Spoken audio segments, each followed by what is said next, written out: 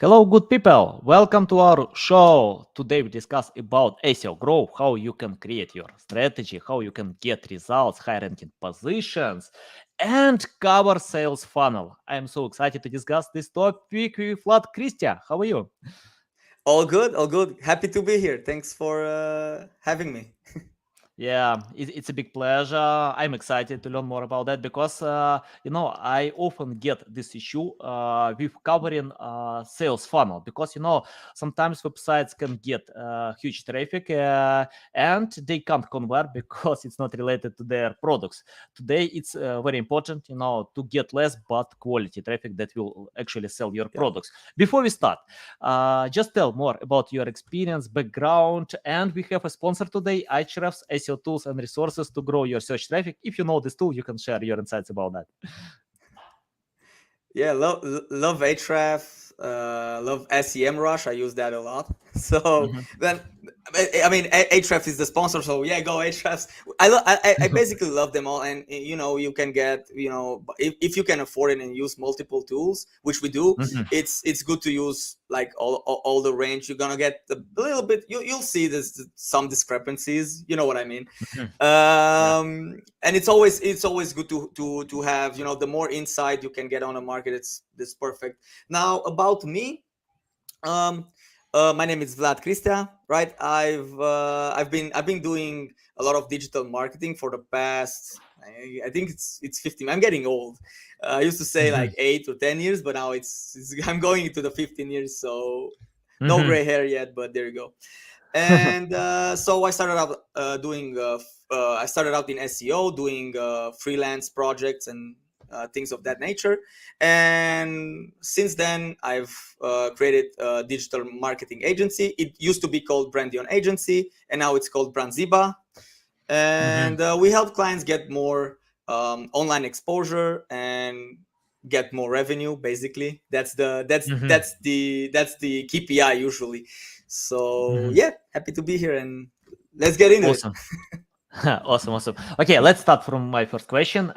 Can you tell how to create SEO strategy? Because as I mentioned before, that many webmasters are looking for irrelevant keywords. Even, for example, if I rank my website with the keyword SEO, that it's hard. I understand that. But even if I do it, I'm not sure that I can get clients for that because most of them are looking just to know basics about SEO. But they are not looking for buying services. Can you tell how to find the right strategy, especially in this overwhelmed online competition when we have fierce competition in any niches? Your That's true. insights about that. Yeah, that's true. So I mean, there's different strategies depending on what you're planning to do. If you're gonna have like a niche e-commerce site, or you're a local business, some are easier to rank than other. With e-commerce, it's specifically hard because all those product descriptions and everything, it's a lot of duplicate content. So I mean, but let's to keep things simple for our audience and keep things general, right? um like it's super important to don't like try to when you're doing the keyword research, right from the keyword research phase, which is super early in the game, right? And you're looking to rank something, I don't know, hairstylist in San Antonio, Texas, or I don't know, something crazy, right? Mhm. It's good to type into the free Google keyword planner. It's free, and you're gonna get some data. If you do like 2 or 3 PPC campaigns, you're gonna get way more data, right? That's how it works. You need to pay a little Mhm. bit, but it's free, and it's good. You don't need to, if you're just starting out, you don't need to pay for you know professional, let's call it like a professional tool. It definitely helps, but if you have the budget, so go for it. Ahrefs, I highly recommend it. Mhm. It's the sponsor, but yeah, any will do. But if you're just starting out, Google keyword planner works, and it's good to go for those long tail keywords, as they call them. You need to try to, when you search the broad, let's say hairstylist in San Antonio, Texas, for example, or something like that, right? Or plumber in San Antonio, or things like that, and you're gonna get all the related keywords.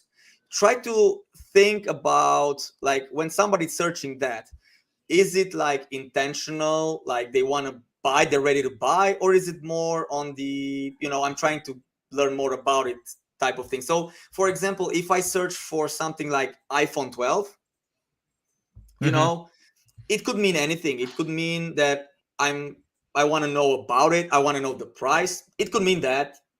It could mean that I want to look how it looks, or just check it out, or things like it could mean a bunch of different things, right? But if I'm looking, let's say, AT&T plan iPhone 12, that's somebody who's ready to buy. So it's good to target those low volume, but those keywords that show high purchase intent type of thing. Mm-hmm. So because this, like, we cannot obviously cover every single niche, but I Mm-hmm. think everybody right now is thinking, they have that in, oh yeah, okay, so if you're searching for your keywords, you may find those keywords. Mm-hmm. But so this is one thing, right? You're gonna get highly interested people checking out your page. But then we shouldn't, like, I would start with those, obviously, and maybe do some PPC on those as well, so you have more real estate on Google. But we shouldn't neglect those broad keywords, right? Because, okay, let's say, okay, I rank number 3 on iPhone 12, right? For some reason, I don't know. Mm-hmm. I never did. I was never in that niche, but let's say we do.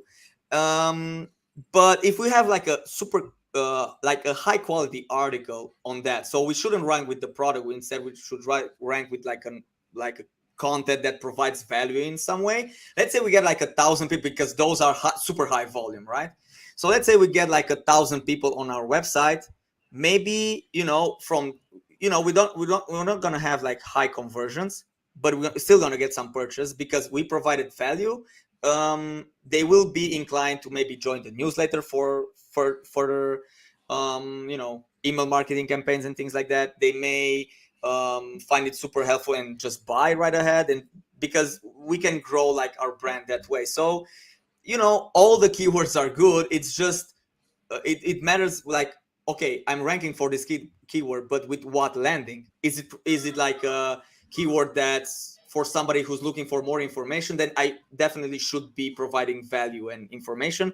Or is it somebody who's ready to buy? Then we should rank with the page that's like a landing page. It's like spot on, right? It's for somebody that will, it's optimized for this, add to cart by now, or or call or book a consultation call or whatever. Mm-hmm. It's basically that. So that's kind of like you say in a big picture, Mm-hmm. Got it, got it. Yeah, can you tell more about grouping a list of keywords? For example, if I use Ahrefs, SEMrush, Google Keyword Planner, any Mhm. other great tools, I can get a list of keywords, a huge list of keywords, and sometimes I don't know where to start. So it's important to group them and choose priorities, because many webmasters are looking for ways to cover a lot more. But we know that quality is key. It's better to create less, but quality content that are more Yes. related to your products. And I remember one interesting quote from Bill Gates and Warren Buffett, and they say when they promote two products, let's imagine A and B.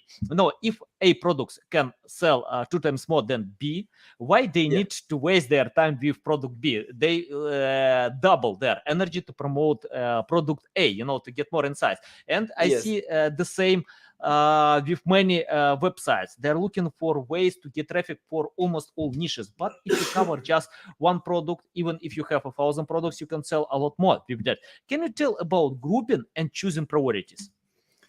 Well, yeah. So when you say grouping, so basically what I do, and I don't know if it's right or not. With PPC, you always know like where you stand. It's a good strategy. It's a bad strategy. You can, even if you don't have any idea, you just run the campaign one day, and you'll see it's disastrous results. You stop it and you're Mhm. rethinking. It's with SEO. It's you take it, it takes like the learning curve, it's different. It takes longer and longer, and maybe you don't get like an instant feedback. We would love that, but Mhm. it's, Mhm. obviously it's harder to do. So um we when we group keywords, right? So you say grouping keywords, but what we do, we have this thing, right? We do one keyword, or like one keyword and maybe super close, super related keywords in one page, so we don't overstuff it with a bunch of different keywords, because it's not going to be as optimized. And in terms of on page tools, there is one we use that's going to give you like laser focus, like it's super cool. It's developed by, I don't know if it's still called that way, it's high voltage SEO. I know Kyle Roof. It's the name of the dude's amazing. I don't know if you heard about him. No, The dude's no. amazing. Yeah, I mean their on page SEO. It makes complete sense, right? So for example, if the question to, okay, how do I rank on for this keyword number one? It's the result, like the answer to that. It's free and it's in front of us. All you need to do is open Google, right, and type the keyword you want, and then you have the first 3 pages. And obviously you would like exclude like major brands like Amazon or like Booking, or I don't know, like those, and then you go to the next 3, right? And the top 3, there's this tool. I need to look. I keep forgetting the name, but I'm gonna actually give it. This is Yeah, sure. Yeah. You can type this tool on private chat. I'll share with audience. They can find on the description. Yeah. Let me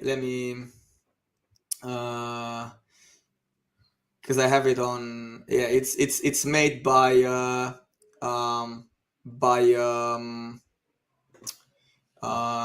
hvseo.co, and they make this tool.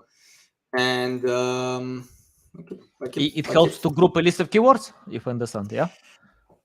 What you can do. So this is the thing, right? So you want to rank for keyword A, right? I don't know, whatever the keyword is. You type it. Basically this is the thing, right? You type it into Google, and the first 3 pages, that's the reason that's the answer, right? Because Google preferred those 3 pages for a reason, right? And what this tool does, it basically analyzes like 160 different parameters, and they give you a report. So then you have those 3, it's like an Excel sheet, and you have those 3 reports. This is basically this is mind blowing. I'm gonna lose customers. They're gonna do it themselves, right? So basically they're gonna show you, okay, so you have to, so they analyze your page, and then the top 3 ones, right? And then they say, okay, your page you need to add 1 more bolded keyword. The density is too low. You need to add more. You need to insert 1 more in H2 or H3 and things like that. It's like basically it's stupid proof. It's dummy proof. It's so cool, and it's just, mathematically it's like laser focused audit on your own page, because beside your own page, then there's the link building stuff, and that's what I meant. So what we do is one keyword, 1 page. But when I say 1 keyword, it's not just, let's say plumbers in San Antonio. It can be good plumbers or whatever, but you have to have that main one and maybe 2-3 variations, but not a lot. And then if you want to rank for plumbers, I don't know, Miami, Florida, or whatever, right?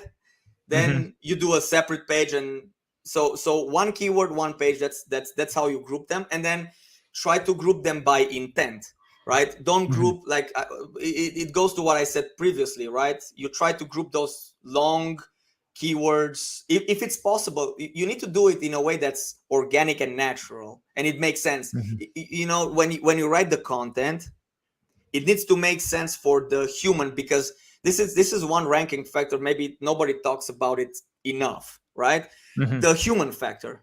This is the thing with SEO, right? As I said, with PPC, you always know where you stand, but with SEO, there's a long-term strategy that always works. For us, it always worked, but it takes longer. But you build it, from the foundation up, and you're always building on it. If you have like a strong business, this works. But if you want fast results now, we may be able to get that for you because there's a strategy that works now but may not work in 12 months or 6 months, or when you get hit with a penalty and game over, right? You need to start over with a fresh domain, and that's the hassle. So for us, for example, when we do a link building, we do a lot of PR and things that look organic. So we're just hiding everything in plain sight, and we get away with building, like, if we have a client and they have like they go to this event, right? They have like a stand, like this expo, whatever. I mean, we're flooding the press with this, and it's just we do a lot of PR, and then it looks organic, it's natural, right? But we just build like, I don't know, like 1,000 backlinks in 3 days, and they're from mixed, like, mostly news outlets, and they high authority. So and it costs, it's not your average PBN or something, but it's it works. Is we don't optimize with links too much with keywords and things like that. Just use the branded one. But if it's from a high authority, I remember the first time somebody quoted like an article with it on Wikipedia, and you know how there's that myth that no follow links, they don't really count. Let me tell you, Wikipedia, it's no follow. We had one link on that content, it ranked number 1 to 3, it's like fluctuated for years, and it was only that one link we had to that article. So it's just insane, right? So if that and it was in a health niche also, which is super competitive. Yeah. I think Wikipedia, has enough authority even with no follow links. It's the same like Forbes or CNN, many other recognizable we did Forbes too. Yeah, if you have this website, it can help definitely to increase authority. Yeah, this is what we did to build links in our agency. We basically like reach out to all the major outlets, and we have them in we have them in Romania, but also worldwide. So all the .com, the major .com. So Forbes, you mentioned Forbes. So we actually featured the client in Forbes. It was a special request because the client wanted to be also in the print version. So it's like, okay, no problem. I'm gonna do a whole interview and with photo shoot, whatever. And we featured them in Forbes, and it's, obviously, right? And it's a no follow link, but it was it's sponsored. It's a purchase link, but it doesn't look that way, to Google. It makes sense. Okay, so you're hiding in plain sight. I have the question about you mentioned a few times pay-per-click and SEO. Can you tell the main difference between them when you set up paid marketing, when you start SEO? How to find the right way for someone if they don't know where to start? Yeah, so okay, so this we get a lot, right? Because when a client joins our agency, basically what they do is they say, okay, so we have this budget, we want everything and blah blah blah. So we're gonna do like a 30-minute consultation call, and okay, we're gonna say, okay, we have this budget. We always, because most of 99.9% of the clients will want some instant results, and you cannot get that with SEO. You cannot get instant results with SEO because you have no control. Let's say no control. You have less control, right? So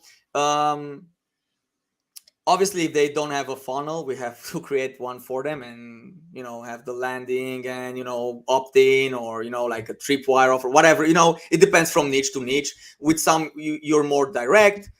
With some you're mixing like direct offers and all that.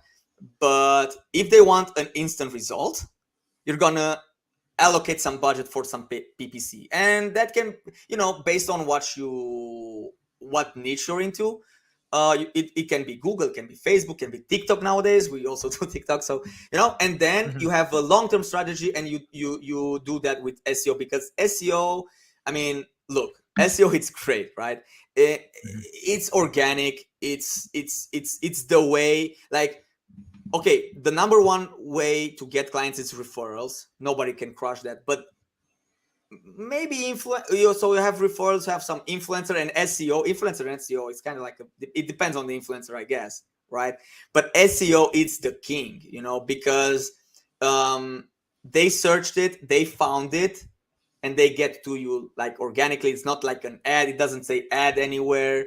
It's not too pushy. You usually like provide some kind of content, or they enter a funnel and they get some kind of like a freebie from you, and it works super well. But it's a long-term process, and you're not going to get the results in this month. You're going to sign up with our agency today. Well, it's going to be 3 months down the road, since you're going to you're going to start seeing like an increase in organic results, and you're going to get better and all that. But with pay-per-click, it's fast. So for example, you have like an auto shop, your car breaks down. What you're going to do? You're not going to scroll the Facebook feed. You're going to go on Google and say car shop, San Antonio, Texas, right? And then that's the pay-per-click part. It's going to show up instantly because you have a really optimized pay-per-click Google campaign. If you're in like a lead generation, Slava Ukraine, yeah. Yeah. Yeah, I saw the thing. But if you have like the you want to do some lead generation, you want to sell some courses, Facebook it's better. So you're gonna do like a webinar, or so yeah. Mhm. But pay-per-click, it's super important. And I think even if you have like you should balance it. You should have, because listen, if somebody, let's say you rank number one for a keyword organically, but also paid, that's genius, right? Because first results are paid.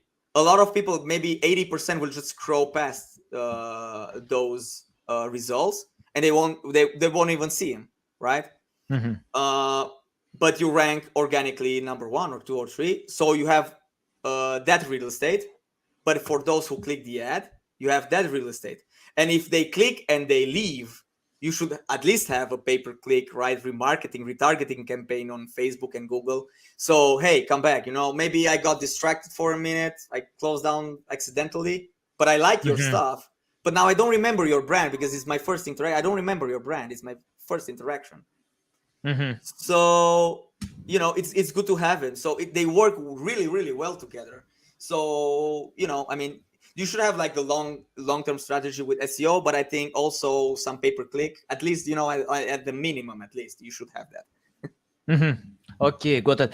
Can you tell more about creating content? How to create well-working content? Because I often see when many websites use obsolete strategies, they just hire copywriters who don't know the topic, who can rewrite existing content, but it doesn't provide any results because Google wanna get something new and unique. I think people wanna get this content. So can you tell how to hire copywriters who can create awesome content and and submit to the website? Well, I mean, there's a lot of places where we found writers. So obviously we have like our in-house team, but a lot of Mhm. times we've recruited them from like iWriter or Fiverr or things like that. I Mhm. swear, with Fiverr not too much, but with iWriter you can like just if you're a copywriter, I'm not. Okay, look, listen, Mhm. I love SEO, but with one thing that I struggle with is actually like writing. I do more on video or podcast, voice. I'm not really good with writing. I'm gonna be completely honest with you guys. Okay, so Mhm. but I know how to hire a good copywriter. Okay, so if you don't have anybody in mind, you can go to iWriter and you can select the topics there. Everybody has their, you can check what you want to write about and what you don't want to write about if you're a copywriter. And you can tick those boxes in. You set the subject, and always go for the elite plus or elite writers, right? Goes for the you know and you're gonna get some amazing content. Now it's your job to get those keyword research phases right. Okay, and then just Mhm. create some content about from 1,000 to 2 or 3,000. So create those cornerstone articles. And like, if this is if you want to do like informational keywords and like high volume ones, create those big like articles when you really go in depth into like a specific subject. That's super helpful. It has to be super helpful, right?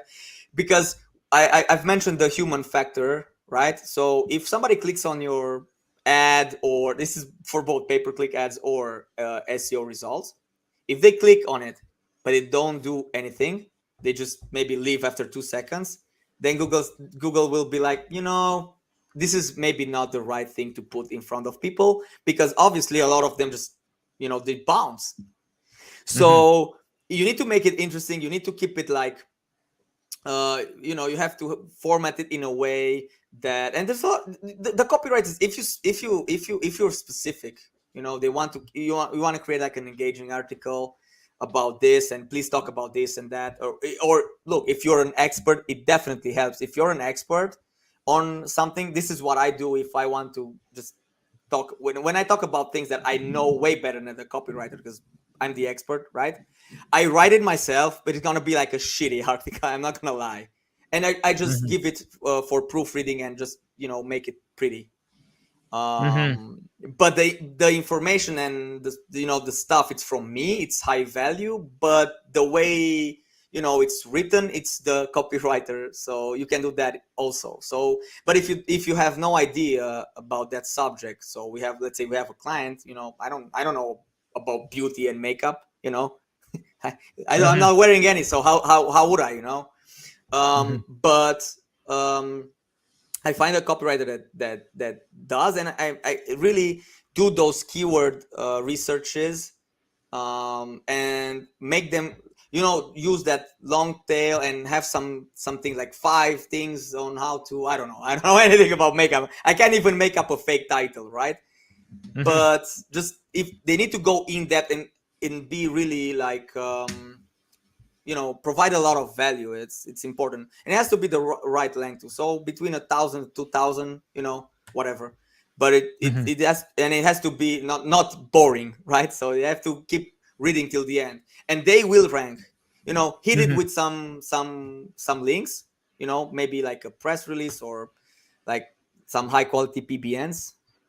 Maybe it's not supposed to do that. Google is listening, but if you have those, use those. Not too much. They're gonna rank a lot. So Okay, can you tell more about PBN? I'm interested in that because I usually use white hat SEO. It works well for me, but I respect any directions. For example, when I spoke with Craig Campbell, he is good with black hat SEO. So it depends. I think all strategies can provide great results. Even it's interesting. Ren Fishkin on my show told me that Google, if you can manipulate the search system, Google, it's a multi-billion-dollar company, they have a lot of money, resources, so you don't need to care about their rules. If you can manipulate, why not? You can do it. It's not my direction, but I'm interested about PBN. Can you tell how to find how to use PBN networks? Because most of them, have some low quality. I'm not sure it will provide any results, but I know that if you have experience how to find the right PBN networks, you can get results. Can you tell more about that? Yeah. So what I used to do, I'm all about white hat, because I was, as I was saying, it can be frustrating. Like, we don't want to have this client who comes to us, gets like amazing results, and 12 or months or 2 years or 3 years down the road, you never know, right? They're gonna change some rule and they're gonna hit with penalty, and it's bad, right? They're gonna lose a lot. So we're using a lot of like established publications to do our backlinks and things like that. But it's the but. So this is what I was saying, right? With SEO, you can have like a strategy that works now but doesn't work maybe further down the road. And with PBNs, what I used to do, there's those expired domain auctions, right? And and we would use those websites to find like quality domains. You would check it with all the tools, right? With Moz, and with what's the other one, with TrustFlow, what's it called, Majestic. Majestic. You would use those tools and check to see if it's okay, check the links profile, the anchor, and all the stuff, all the technical stuff. But also you use the Wayback Machine to see what the site used to look like, and maybe you can find some things that used to rank, and you just recreate them, right? And then you buy the domain, you own it, and you have that. PBN stands from private blog network. Like when you go to like maybe Black Hat World or things like that, I'm not saying you cannot find good quality PBNs, but if everybody's using them and the owner of that PBN network is selling to everybody, because it all comes down to this: somebody does a stupid mistake, and everything that's connected through that PBN will get hit with a penalty. So it's super risky. But if you own it, right? Like if you own it, if you want to get it, like if you provide SEO services and you use it only for your brands, your websites, because besides the agency, I had like a bunch of like drop shipping sites and whatever, right? Like some rentals, whatever, right? But you use it only for yourself, and you can keep like the rules. You're not abusing that PBN, and you're not promoting like shitty content and shitty services and website that may get hit with a penalty, whatever, right? And then you're safe because you have full control. And if something goes bad, you can go back and unlink the other websites. One gets hit with a penalty, you can ditch it, right? You can unlink everything, remove, do a cleanup service. But if it's not yours, it's harder for you to do that. You have no control. So with PBN, you can do it like that. It may cost you more, but I mean, if you're just doing SEO for your business, so you're the person doing SEO for your business, it may not be, may not make sense financially speaking. But if you're an SEO provider, it makes perfect sense. But you're gonna have some high quality, and obviously you're gonna have somebody, some Fiverr person or some person on iWriter write some articles beside the ones that's sponsored. You know what I mean? And you're basically gonna keep like a bunch of I don't know, 5, 10, 30 different blogs, depending on like, because you're gonna go for niche. That's what you're gonna do. You're gonna go for niche blogs, right? So if you have a lot of client in health niches, it pays off to have like 20 to 30 different. You're gonna have 30 different links like that, and they're gonna be high quality. But if you're gonna purchase PBN links, I honestly cannot give advice because it's pretty much hit or miss. We did test some services out, and it's hit or miss. Some of them were pretty good. I'm not gonna lie, they were pretty good. But even if they're good today, you don't know if they're gonna be good tomorrow, right? You still have no control. So that's the issue with those. But if you're gonna do PBNs and you have a lot of clients in certain niche, why not purchase some old domains, like 10, 20-year-old domains? They're gonna sell up for cheap, like $50, $100 on auction. If and you're not gonna buy the crappy ones. You're gonna buy the ones that have like a nice name, and it makes sense. It's a really good investment in your business. It's a good asset, and you can resell. Basically with one domain you sell. You have one client. It's maybe you can offset your cost in the first 1 or 2 or 3 months for a bunch of like 10, 20 different domains. So it makes sense. That's how we did it. Okay, let's get back to PR, because you mentioned a few times about PR. How to provide PR campaigns, and how do you choose between PBN, PR, or you combine both, to create and earn high quality links? Yeah, so with PR, if the client has like an announcement to make, that's a good opportunity for a PR, because it's gonna be you're gonna get away for cheap, right? Because you have one article and it's gonna be everywhere. And there's a bunch of services that you can purchase, like PR Newswire by CZO, for example, or whatever. You're gonna get some high quality links like Yahoo Finance and things like that. It's a backlink that it's worth a lot of money if you would just go ahead and buy it. But you're gonna get like 1,000 otherwise, and it's a mix of like some channel 347 in Iowa, whatever, you know what I mean? You know, like crazy stuff like that. But you're also getting the good stuff, and it's a good way to get if you need volume. Like let's say it's you wanna get some volume fast.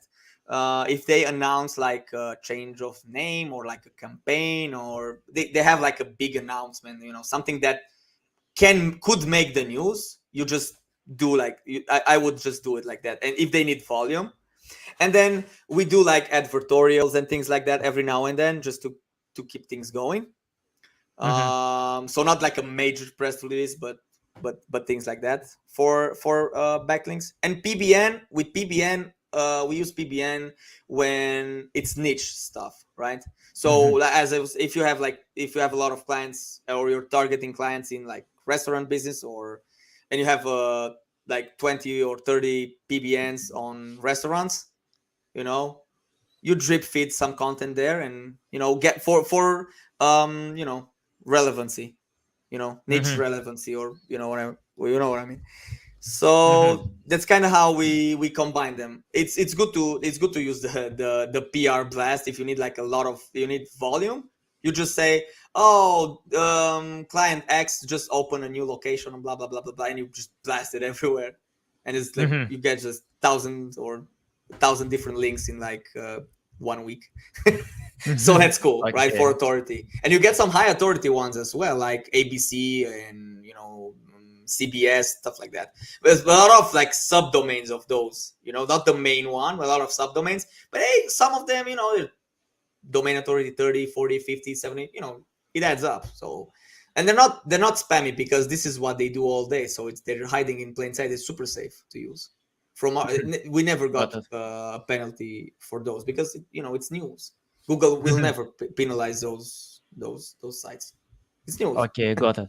Okay, I have the final question about the future of SEO. Can you tell what kind of future can you predict? Because you shared one that Google will never penalize such tactics that you mentioned before. But what about other things that are coming in SEO? Because we know about metaverse, many other stuff that can, I don't know, overcome SEO, and SEO will be dead in one day. Can you tell your insights about that? Well, to be completely honest, it's super hard to predict, right? Because for a while now, Google has stopped sharing their plans because of us SEOs, right? We will just find ways to get manipulate the results. So they're not doing that for quite some years now. I don't know about metaverse. We're still like at least 5 to 10 years, maybe more. I don't know. But the main rule applies, right? If we don't spam, we don't, if we try to keep it as you said, as white hat as possible, I always went for the long run. So things that 10 years ago, I was thinking, look, it's not okay to spam people with emails, if they didn't give you their consent. I don't know, a few years later, GDPR came in.